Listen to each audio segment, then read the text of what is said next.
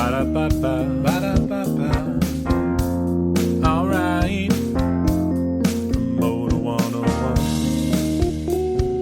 Promoter 101. Promoter 101. Promoter 101. Promoter 101. Promoter 101. Promoter 101. Promoter 101. Get out of the way. Promoter 101.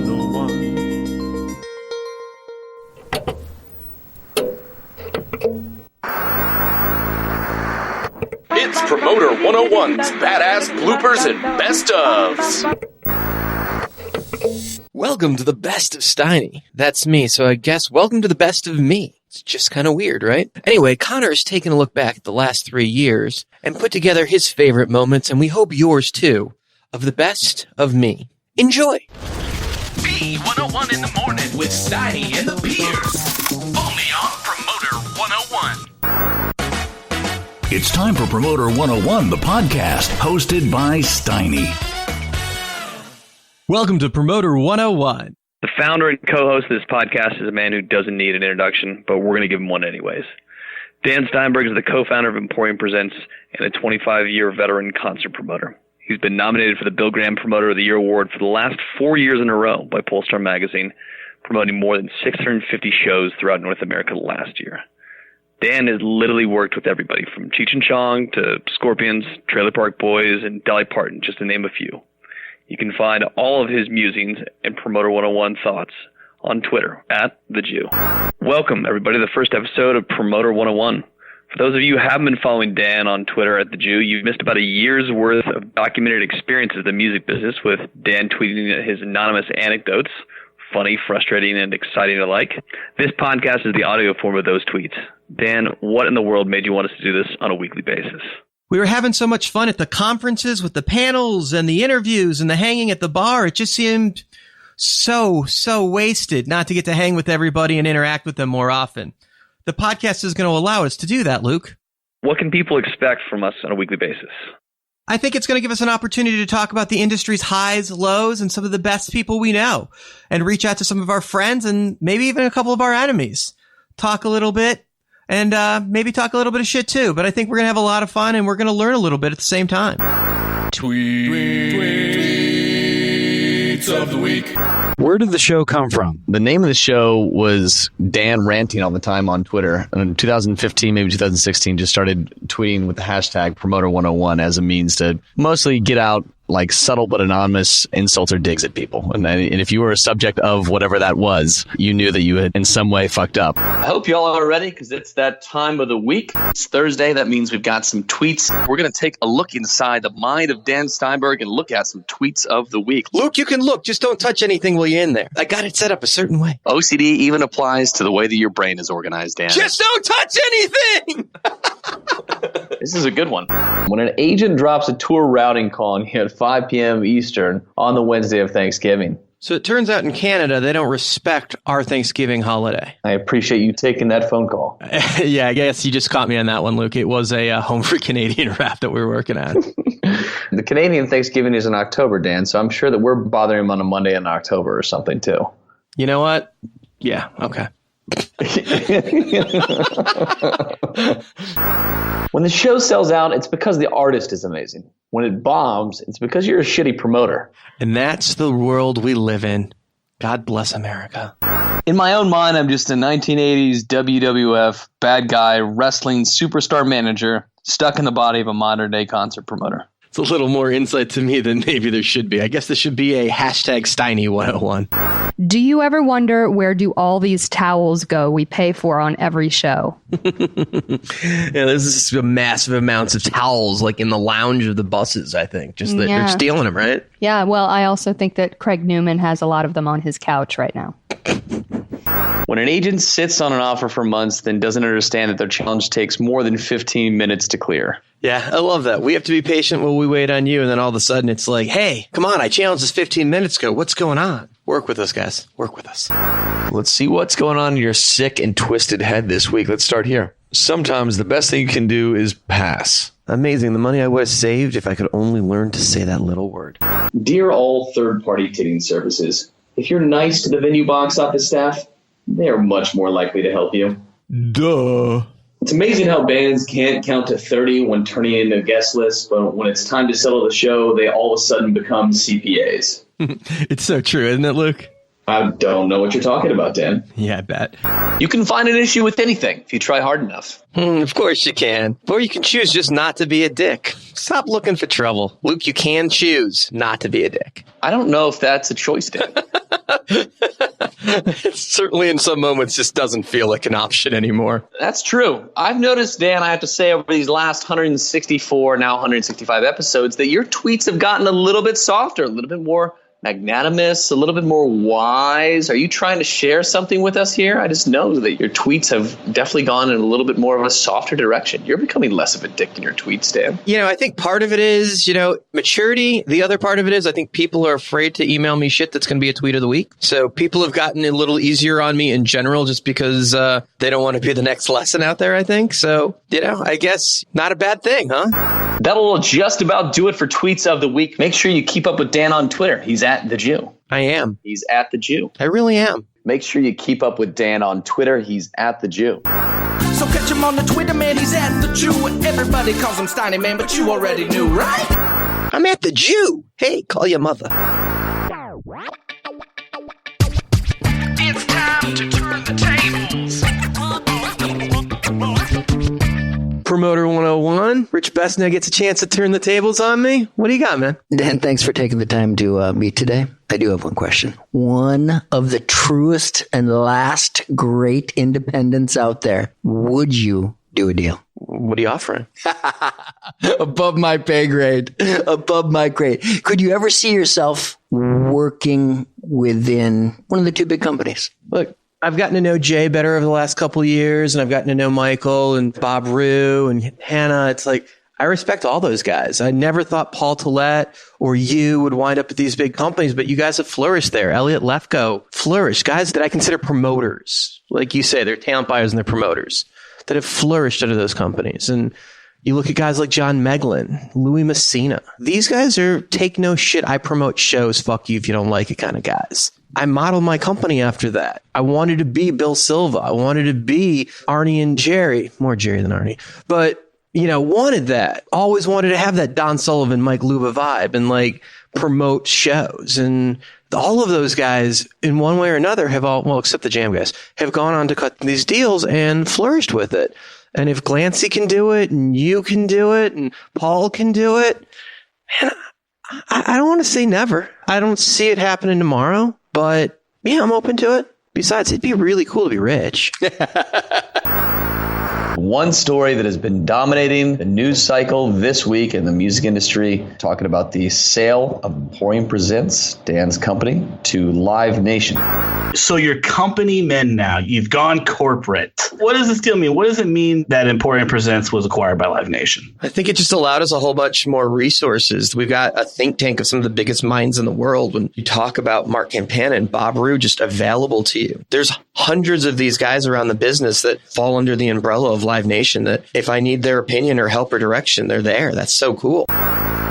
Hanging out with Keith Levy, and as always, after grilling for 45 minutes, I'll give you a chance to turn the tables, my friend. So anything in the world, what do you want to ask me? Who's your favorite interview on Promoter 101? Well, I mean, besides you, obviously. Besides me, yeah. Besides you. Well, I had the luck of getting to interview Jim Glancy right after the sale to AEG. And he was so forthcoming and he's so honest and he just kind of walked us through the whole thing. And his understanding, I mean, the guy is the mayor of New York. You just don't get any cooler. What a legend. I mean, he's so cool. He just goes by Glancy. Nobody calls him Jim. Yeah. It was just fun. He walked through the entire process of the sale, and it was just so cool because it was just seemed like a very complicated thing. So many partners, so many pieces of property, and they were different partners in each property, and figuring it all out just took a really long, complicated time. They were able to do it. Like AEG totally worked with them, and they made it happen. But it just seemed like, wow, this takes some advanced degrees, but those guys were running a business the way true entrepreneurs do. It was just get it going, get it making money, get it open, just go. They had these little businesses all over town, and some of them weren't very little anymore. Some of them were very big, and they had grown this monster independent concert firm. You just don't get much cooler than that. Was this pre-Emporium Live Nation sale? Yeah. So that probably shed some light on the process for you. Well, it's kind of funny because when me and Zink were originally forming our partnership officially, we had taken some meetings with some friends, like some mentors, and we went and saw Jomo and Glancy, and they had kind of rolled out a little bit of how their partnership worked, and they just kind of hung out with us for a little while and talked, came to the office and got some beer from the keg and, got their version of the world and how they saw battling the AEG and Live Nation at that moment. And it was really cool because it was like, did we want to be like Rick and Paul at Golden Voice, or did we want to be like Lance and Jomo? And we kind of found our hybrid of our own like vibe, but we certainly stole a little bit from all of those guys because they definitely had great things going on and something to learn from all of them for sure. And then you went to his competitor. Well, he started at Live Nation. Good point. Us, them, I don't think the sale was ever really a question. Right. We love our partners at Live Nation. I'm sure Glancy's very happy at AEG, but at some point, maybe both companies will cut a deal and we'll all be on the same team. It seems like every couple of years it all gets shaken up again. Plenty of shakeups, it seems, every year for sure. Kind of like the airlines, the conglomeration's kind of amazing as of late. And I'm kind of wondering, like, who's next, right? Because you mentioned, like, Rick and Paul or Jim and Jomo, and it's like, who are these next people that aren't in the Live Nation system, aren't in the AEG Bowery system, the next Steiny and Zink, if you will. Do you know who they are yet? Or are they on college campuses somewhere? I mean, I think I can identify who some of the next people probably are. I know most of the players, and I watch the game pretty good, and I promote nationally, so I've got a pretty good understanding of who's doing what around the country. But, I think there were a lot of people that were surprised that me and Jason sold because a lot of people saw us as indies forever. Mm-hmm. And then, a lot of people just, hey, there's resources there. That's the next step. But you never wake up and say, I'm never going to accept an offer no matter how good it is. Never say never. You do what's right for your family and, right for the team. But I get to go to work every day with some of my best friends in the world. I get to do shows with Sean Striegel. I love Sean. It's like, I looked around when I was at the Live Nation Global Conference and it was like surrounded by some of the best people in the world. It's like, there's John Hampton. I get to work with him every day. There's Rich Best. How cool is that? Jody Goodman is right fucking there. Jeff Wills, right there. I get to work with these people every day. How fucking cool is that? Yeah, it's a beautiful thing. We didn't sell our souls. We opened ourselves up to getting to work with some of our favorite people on the planet. Plenty to learn from all of them every day. It's genius. Absolutely. I'm glad it's working out for you guys. Well, we're faking it at a very high level. Blah, blah, blah, blah, blah, blah, blah, blah, blah. Do you fly private or commercial? Oh, you bastard. That's good. The one that hurts. I usually fly private. All right, in all seriousness, what's left for the independents, and everyone else for that matter, because they're not all saying by the same rules as you guys because you're so well-funded and you can handle the debt burden. So for that matter, with this cash flow that you have and everybody else has to balance their sheets with the limited resources, has it become a one-horse race? Are all the independents just fucked? Well, thank God you have that podcast going.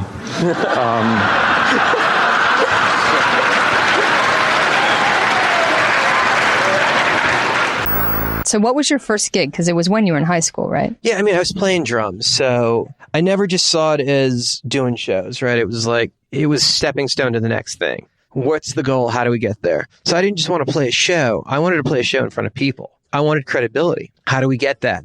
We have to be on bills with bigger bands. We have to fill the room. Mm-hmm. Okay, there's not a lot of all-age clubs. I know it's hard to think in Denver. There's not a lot of all-age clubs because Denver's got more venues than most markets. But back then, it was limited and far between. So I would rent a venue like the Gothic Theater from Doug Kaufman or the Ozatlan from the Korea family or the Mercury Cafe. And I would put together bills and I would put us first of three and put bar bands on that were selling out the big bar venues but weren't getting all age shows. So I'd bring my high school fan base to see them, but we'd have credibility because we were playing in front of these real acts. So you were four-walling a venue For your own band playing first of three? Yeah, either a 500 or 1,000 seater, bringing in sound, bringing in light, and for the most part, trying to just break even. If I could get within 500 of breaking even up or down one way or another, it was just and ride it through, but get credibility for us. If we could make some money to fund the shirt for the next time, or I remember opening for Angelic Rage, who had just opened for Heart, and I was like, somehow twice removed, we've opened for Heart. Yeah. In my head, that's how that works. In anybody's head, that's stepping stone, right? It's just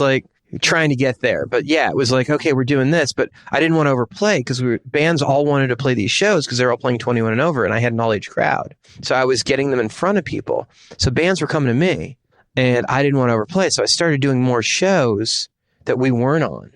And then it started to occur to me that there was small nationals that were coming through because all the bands kind of networked. Mm-hmm. And I'd found my way to ska. A band called the Mud Sharks. This would have been in the mid-90s? Yeah, 93, 94. Mud Sharks had called me because I had worked with some other bands, Hippie Werewolves, Psychedelic Zombies, some cool Denver, funk jam kind of ska things. Found my way to the guys at the Skaho Agency or Tahoe Agency, Rick Bondi. So Skank and Pickle, the Blue Meanies, the Cherry Poppin' Daddies, the Strangers, the Twist Offs. Started to find my way into some bigger circles a little bit as starting to legitimize myself as the years went on. So I was finding some real punk rock acts. So Margie Alabama delivered 7 Seconds and, into Bouncing Souls, and Stormy Shepherd was delivering me, the Pie Tasters and the Vandals and Lagwagons and Strung Out. So it was So you're kind of breaking a whole genre in this market. Yeah, the Fat Record bands and, all the bands on Epitaph and all the bands on Moon Records. Definitely that third layer of ska, the Toasters and,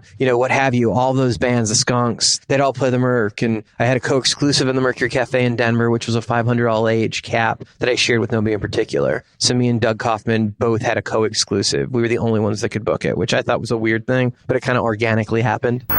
You fell into a business where I think a lot of the guys, and I mean, most of them were guys at the time, didn't have a college degree. Most of them learned by doing, right? And it was just kind of a rough and tumble street hustler business, right? Catch as catch can. There was no room or no time for people and their degrees and their polish. So maybe that's fine. Obviously, that has changed dramatically now, but that was a long time ago. That was I think a lot of these guys came up through Concert Board. You talk to the Mark Geigers and Bill Silvas of the world, Brad Ruses, what have you, and they'll all tell you that Concert Board gave them their start, right? And for me, I wasn't ready for college when I got there. I got to college after high school, and I wasn't mature enough to handle it. I was more focused on pledging and was enjoying the party. And, I was this nerdy kid that was into music. It was I had hustle. That's what I had. I was super OCD about what I was focused on and what I liked. It was music. I wanted to do shows. And so give me an example of some of the bands that were playing up there at that time. My first show in Eugene at the Wow Hall was the Get Up Kids. Wow. And it's they should have sold out the Roseland or the Crystal. Instead, they played a 500-seater because Rich was doing me a solid. Mm-hmm. We announced we were coming to Eugene with this sellout club show, and then running through with Saves the Day and Face to Face and Fear. And at the same time, I'm buying Jam too, Merle Saunders playing the market for me, and Beta Band, Sam Kirby would sell me, and I'm doing Cracker Dates and Ryan Adams. There was really no limitation to what I could buy in Eugene. I was setting myself up to be the major in that market. The way Barry had run Denver, I had seen what could be possible. You can't do one genre. You got to do them all. And I figured I could take the hippie jam genre from the hippie jam guys. If I had every other genre of music, I would just have critical mass. Yeah. And it got there. I was doing all of the shows for a while in Eugene. Changed the way that the weekly paper, the Eugene Weekly, was selling ads. I brought them a copy of The Westward, showed them what should happen, how they should pitch the clubs. I would help them get the clubs, and we were going to make it the Bible for music, the way The Westward was, or the Village Voice, or the LA Weekly, or the San Francisco Weekly. I'm you guys are missing it. This is just guaranteed ad revenue, and I'm going to bring it to you. And I want the exclusive first rates on the back page forever. Did you really think about doing stand-up? Had you ever tried it? Yeah, I opened for Andy Dick for a couple of times when I took him on the road. Really? Yeah, I mean, I've worked with a ton of comics. I've got a good experience on that. But what I know about myself is you have to be comfortable on stage with a microphone, which over time in the industry, because I've done so many panels and so many interviews now, I'm very comfortable with a mic in my hand. I would probably be much better doing a set now than I would have been back then. My timing is much better. I understand the comedy of it. It's really helped me writing for the podcast over time and writing for interviews, like writing panels. Timing is better, but I always kind of figured that would be the thing. But I didn't want to do stand-up per se. You just have to do stand-up to get discovered to be in a writing room. I wanted to write. The hope has always been to write for TV or write for movies. Like, I wanted to be in a writing room. Like, the goal would be to write an SNL. You know, that would always be the hope. But I mean, clearly that's a different path, but I always assumed like I would burn this out at some point, and that would have been what I was going to do. I love the idea that stand-up comedy was your backup plan. Me and Jason are driving to Pueblo after weeks of trying to come up with a name. We're coming up with mostly unacceptable names. Really, really, really bad names. Like bad. I mean, Jason's German and I'm Jewish, and like some of the jokes are just not acceptable. Paul Lohr is always like Zinkenstein is a company name for us, which we own the web domain for, by the way. Jason was talking to me about opening a venue, and I have a room that I've wanted to buy for years. There's one, I don't want to own venues, but there's one market, there's one theater I've always wanted to buy. And Jason's like, would you change the name? I'm like, yeah, I've always kind of wanted to open a venue. And, you know, it's like the Emporium Live would be my venue. He's like, I kind of like that. He said, would you do shows in the market under Square Peg then? I'm like, no, I think in that market we do them outside of that venue because we do all over that market anyway as Emporium Presents. And Jason's like, are you fucking kidding me? I was like, what? He's like, check the domain. He's driving to Pueblo. He's like, check the domain. So I'm pulling it up on my phone. I'm like, yeah, it's open. He's like, dude, we're Emporium Presents. And it's from Dazed and Confused. They hung out at the Emporium. Yeah. So we stole our logo right off the fucking building in Dazed and Confused. When you see the billiard balls across the building with McConaughey standing in front of them, that's our logo. We literally lifted it right from the, I mean, it's not there anymore. I love an origin story, friends. So that's the story behind Emporium Presents. Dan, I've heard you refer to the podcast as your love letter to the industry from both you and Luke. Can you give us some color and some editorial on that? Sure. It's just the industry's been good to both of us, particularly me, and it's allowed me to pretty much do everything I want for nothing. And I know there are people that work really hard jobs that don't get to screw around nearly as much. And yeah, I get to fly over the world and consider it business and hang with great people. And it's like, it's really hard work. Yeah, the amount of travel has been pretty unreal, right? It is. And, you know, there's certainly some work attached to that, and it's opened great doors. But at the same time, it's just like, it's stuff I want to be doing, and nobody's forcing me to do by any means. And we thought that it was a great way to pay it forward was we do a podcast with no ads, no sponsorship, no underwriting. Not only would it keep the integrity of the podcast, but, you know, it was just our way of like giving back, and didn't matter what it was going to cost or whatever. It was just like, we were going to try and make sure the production was as high as possible and the guests were as good as possible, and no one was going to be able to influence it with, we want to run ads. And, you know, it's like, you see those shitty ads, and you know all those companies are janky. I didn't want that shit on my fucking podcast. Crack open a cold one with Steiny and the Pierce. Only on P101. It is the end of the best of me. Thank you so much for tuning in. We wish you the best of holidays and a very happy and wonderful, joyous New Year. Happy Craig Newman to all of you.